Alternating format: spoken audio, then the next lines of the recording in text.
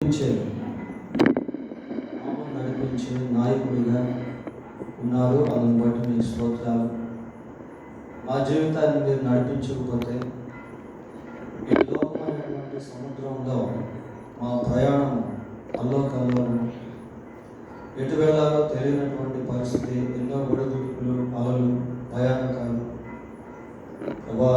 కనుక మీ హస్తానికి మమ్మల్ని మేము అప్పగించుకొని మీ ద్వారా నడిపించబడే వారుగా ఉండటకు సహాయం చేయండి ఆయన. కష్టాల్లో, శ్రమల్లో, వ్యాధుల్లో మిమ్మల్ని స్తుతించే వారుగా ఉండటకు కృప దయచేయండి. స్తుతి ప్రభా మా జీవితంలో గొప్ప మలుపుకు దారి తీస్తుంది. మా హృదయంలో గొప్ప సమాధానాన్ని అనుగ్రహిస్తుంది. మీ యొక్క సన్నిధిని సమృద్ధిగా మేము అనుభవించే వారుగా ఉండగలము. హబక్కూకు వంటి స్తుతి ప్రార్థన, ఆయన పౌలు శీలల వంటి స్తుతి ప్రార్థన, దానియేలు వంటి స్తుతి ప్రార్థన ప్రతికూలమైనటువంటి పరిస్థితుల్లో సైతము మేము కలిగి ఉండటకు సహాయం చేయండి. 10 నిమిషాలు మీ వాక్యం ద్వారా కూడా మాతో మాట్లాడి ఈ లోకం విషయంలో మా యొక్క కర్తవ్యాన్ని మేము చక్కగా నిర్వహించే వారుగా ఉండటకు, విశ్వాసంతో మీ సన్నిధిలో ప్రార్థించే వారుగా ఉండటకు సహాయం చేయమని, మీ దృష్టితో లోకాన్ని చూసేటువంటి వారుగా, లోకానికి అందుబాటులో ఉన్నటువంటి మిమ్మల్ని లోకానికి పరిచయం చేసేవారుగా ఉండటకు కృప దయచేయమని మా ప్రభువా యేసుక్రీస్తు పరిశుద్ధమైన నామంలో ప్రార్థన చేస్తున్నాం తండ్రి. ఆమేన్. బైబిల్ గ్రంథంలో నుండి 65వ కీర్తన 2వ వచనాన్ని చదువుకున్నాం. చాలు.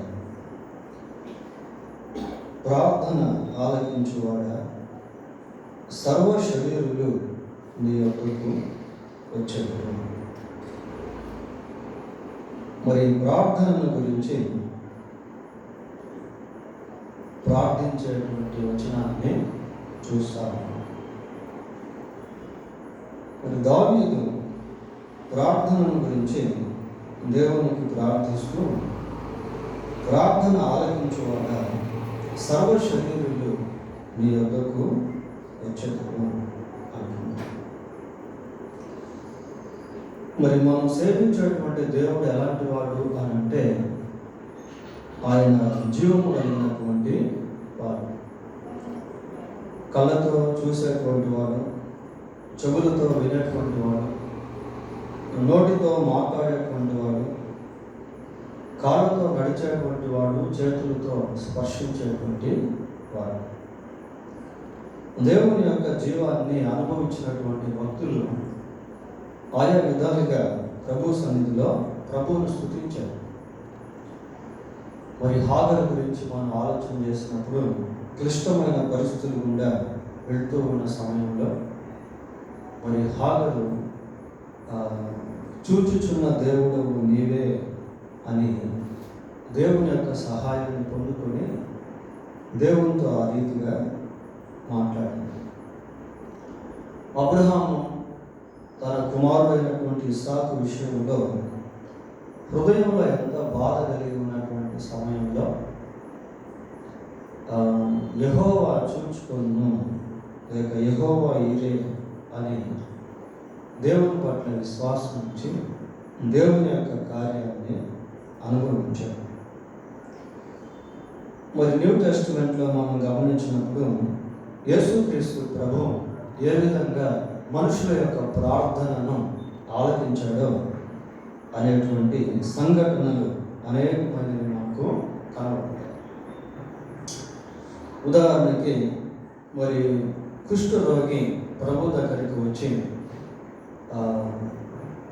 నీకు ఇష్టమైతే నన్ను శుద్ధినిగా చేయము అని ప్రార్థన చేసినప్పుడు ప్రభువు ఆ ప్రార్థనను విన్నాడు. విని తన కార్యాన్ని జరిగించాడు. ఆ తర్వాత బ్లైండ్ మ్యాన్, గుడ్డివాడు ప్రభు సన్నిధిలో ఎంతో మొరపెట్టారు. దావీదు కుమారుడా మమ్మల్ని కరుణించుము అని ప్రార్థన చేస్తే యేసు ప్రభు ఆ ప్రార్థనకు జవాబిచ్చాడు. యాయీరు ప్రభు సన్నిధికి వచ్చి తన కుమార్తె మరణ విషయంలో ప్రార్థన చేసినప్పుడు కూడా యేసు ప్రభు ఆ ప్రార్థనకు జవాబిచ్చి అతని యొక్క కుమార్తెను బ్రతికించాడు. అలాగనే శతాధిపతి, మార్తా, మరియ, ఇంకా ఎంతోమంది న్యూ టెస్టిమెంట్లో మనం చూస్తాం. సురేఫినేక స్త్రీ గురించి వీరందరూ ప్రార్థన చేసినప్పుడు, వేడుకున్నప్పుడు ప్రభువు ఆ ప్రార్థనను ఆలకించాడు. పాత నిబంధన గ్రంథంలో కూడా ఎంతోమంది భక్తులు ప్రార్థించారు. ఆ ప్రార్థనకు వారు జవాబు పొందారు. మరి అబ్రహాము దేవుని సన్నిధిలో ప్రార్థించాడు, దేవుడు అబ్రహాముకు జవాబును ఇచ్చాడు. ఎంతోమంది, దావీదు దేవుని సన్నిధిలో ప్రార్థన చేశాడు, దానియేలు దేవుని సన్నిధిలో ప్రార్థన చేశాడు, షడ్రక్ మేషక్ అబేద్నెగో దేవుని సన్నిధిలో ప్రార్థన చేశాడు, మోషే దేవుని సన్నిధిలో ప్రార్థన చేశాడు, హిజ్కియా మరణకరమైన రోగంతో బాధపడుతూ దేవుని సన్నిధిలో కన్నీటితో ప్రార్థన చేసినప్పుడు దేవుడు ఆ ప్రార్థనకు వెంటనే జవాబు ఇచ్చాడు. ఇక్కడ ఏమని చదువుతున్నాము అంటే, ప్రార్థన ఆలకించువాడా అనే పదాన్ని మనం చూస్తాం. అంటే దేవుడు కేవలం ప్రార్థన ఆలకించేటువంటి వాడిగా మాత్రమే కాకుండా ఆలకించి కార్యాన్ని జరిగించేటువంటి వాడిగా కూడా ఉన్నట్టు మనం చూస్తాము. ప్రభు సన్నిధిలో ప్రార్థించినటువంటి వారి ప్రార్థనను ప్రభు విని వారికి స్వస్థతని ఇచ్చాడు, వారికి ఆయుష్ను పొడిగించాడు, వారికి విడుదలను ఇచ్చాడు, వారి హృదయంలో నెమ్మదిని ఇచ్చాడు, వారికి ఇరుకుల విశాలతని ఇచ్చాడు. ఎన్నో అద్భుతాలు వారి జీవితాల్లో దేవుడు చేస్తూ వచ్చాడు. మరి కేవలం యేసుక్రీస్తు ప్రభువు ఆనాటి దేవుడేనా అని అంటే, ఆయన నేడు కూడా దేవుడే. నాడే కాదు, నేడు కూడా ఆయన దేవుడే కూడా.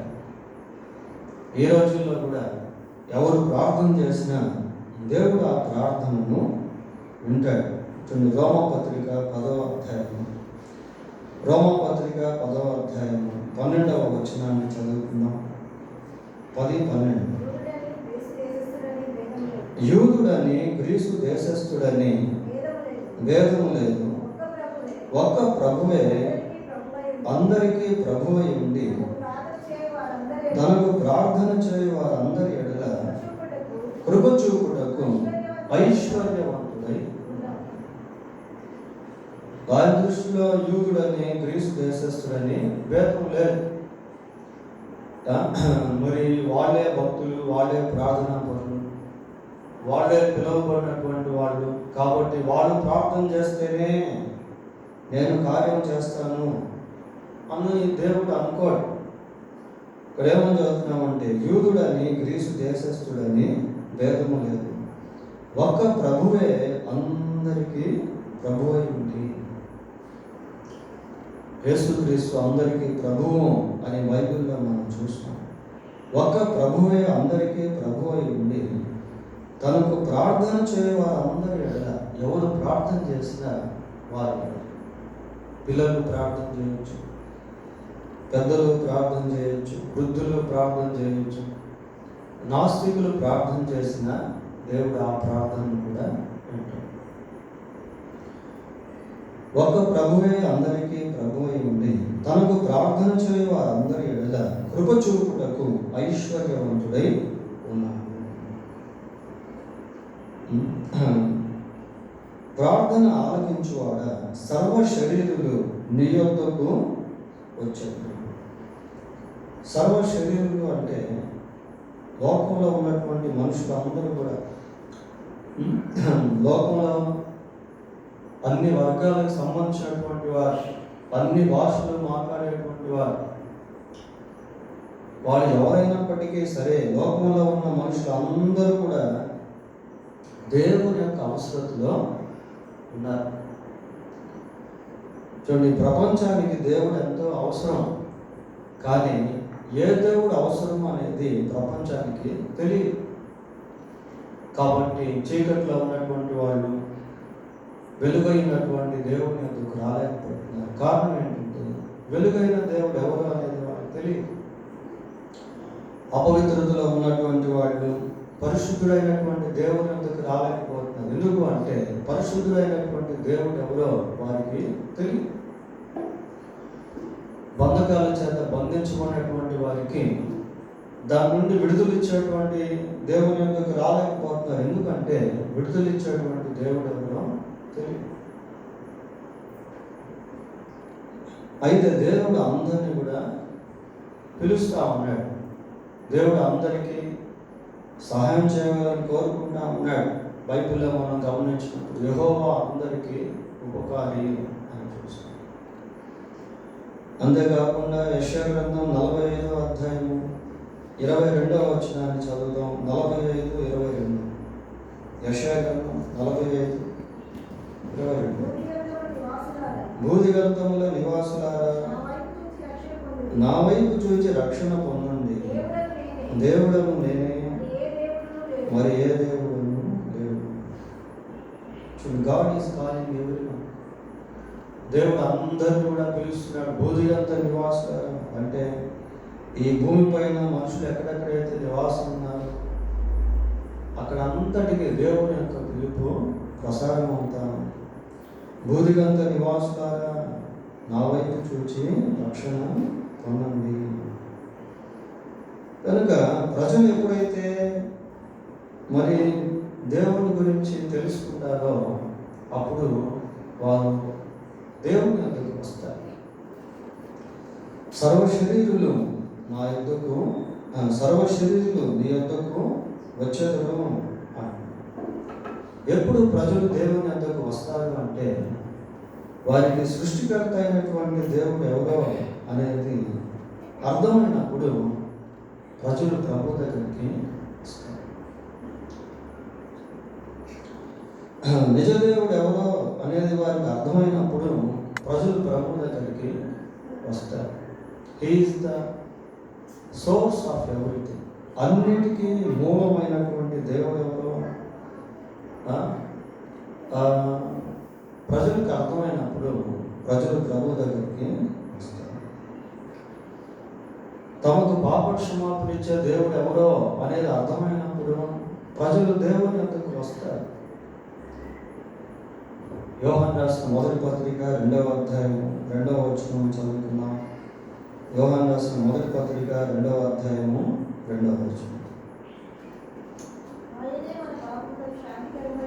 ఆయనే మన పాపములకు శాంతికరమై ఉన్నాడు. మన పాపములకు మాత్రమే కాక సర్వలోకమునకు శాంతికరమై ఉన్నాడు. సర్వలోకమునకు శాంతికరమై ఉన్నాడు.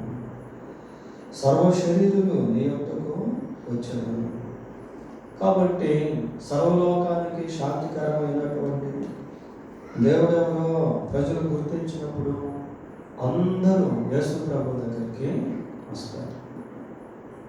అయితే మనమేం చేయాలి అంటే ఆ వచనంలో మొదటి రెస్పాన్సిబిలిటీ అనేది మనది. ప్రార్థన ఆలకించేటువంటి వాడిగా దేవుడు ఉన్నాడు. ఎంతో మందికి దేవుని గురించి తెలియదు కనుక వారు ప్రార్థించలేరు. కానీ ప్రజలు దేవుని వద్దకు వచ్చినట్లు మనం ప్రార్థన చేయాలి. ప్రజలకు విడుదల దొరికినట్లు మనం ప్రార్థన చేయాలి. ప్రజల స్వస్థత కొరకు మనం ప్రార్థన చేయాలి. చీకట్లో ఉన్నటువంటి వారు దేవుని వెలుగులోనికి వచ్చినట్లుగా ప్రార్థన చేయాలి. అంధకార సంబంధమైన బంధకాల్లో ఉన్నటువంటి వారికి విడుదల వచ్చినట్లుగా మనం ప్రార్థన చేయాలి. యేసుక్రీస్తు ఆయన సర్వలోకమునకు శాంతికరమై ఉన్నాడు అన్న సత్యాన్ని ప్రజలు గుర్తించినట్లుగా మనము ప్రార్థన చేయాలి. దేవుడి కొద్ది మాటలు దీవించుగాక. మరి ప్రార్థన అంశాలు మనం చెప్పుకొని అంశాలు ప్రార్థన చేద్దాం. చిన్న ప్రార్థన చేసుకొని, పరిశుద్ధులైన మా దేవా, మీకు వందనాలు స్తోత్రాలు. మీరు ప్రార్థన ఆలకించేటువంటి వాడుగా ఉన్నారు.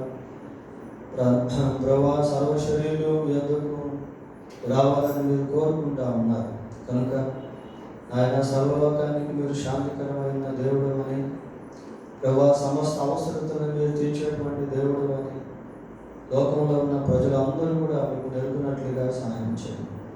అలాగనే మా జీవితాల్లో అబ్రహాము వలె, ఆయన మోషే వలె, దానియేలు వలె, షడ్రక్ మేష్ అబేద్నెగో వలె ప్రభా మీ సన్నిధిలో ప్రార్థించేవారుగా ఉన్నట్టు కృప దయచేయండి. మా ఎదుట ఉన్న ప్రార్థనా సమయాన్ని దీవెనకరంగా చేయండి.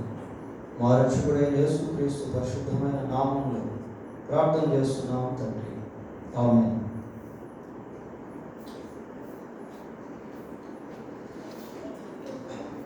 మనం ఎప్పుడు చేసే